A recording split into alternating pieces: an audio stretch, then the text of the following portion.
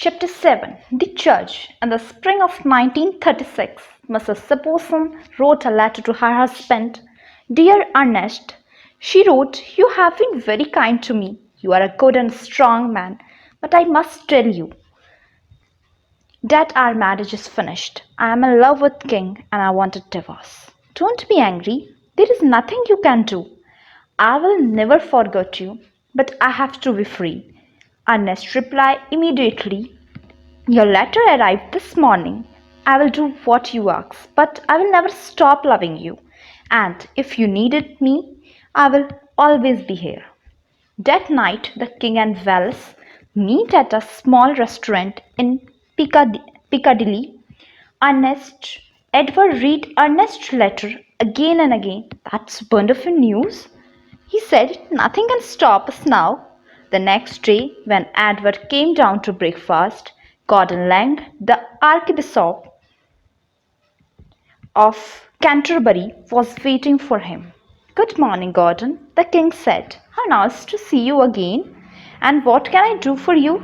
For a minute, the Archbishop said nothing. Then he opened a small black bag and took out 3 newspapers. I have come to see you about Mrs. Wallis Saposon, he began. The newspapers say that you want to marry her. Are these stories true? Sir, yes, Gordon, Wallis is going to be my wife. But that's not possible, the Archbishop replied. You know that the church thinks about marriage and divorce. Divorce is wrong in the eyes of God. Edward smiled and then said, Can I ask you some questions about God, Mr. Lang? Yes, of course, sir. Is God happy when people fall in love? Yes, sir, but... And is God happy when 2 people fall in love and get married? Yes, sir, but... And is God happy when 2 people fall in love, get married and live happy together?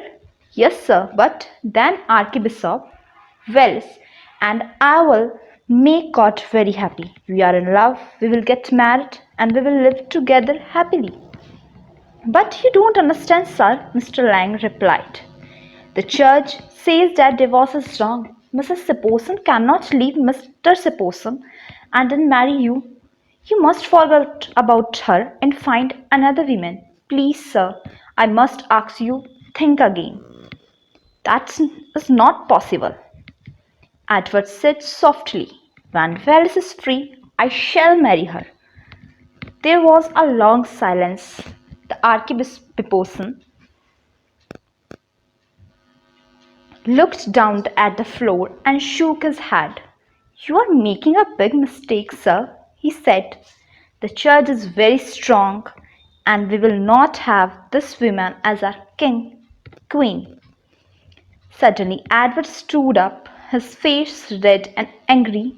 Thank you for coming, he said, but I have nothing more to say and I want to be alone. The Archbishop stood up to go, but then turned and touched the King's arm. Please, sir, think again. The church will be against you. I don't care, Edward replied. I have God on my side, and that is all I need. Goodbye, Mr. Lang.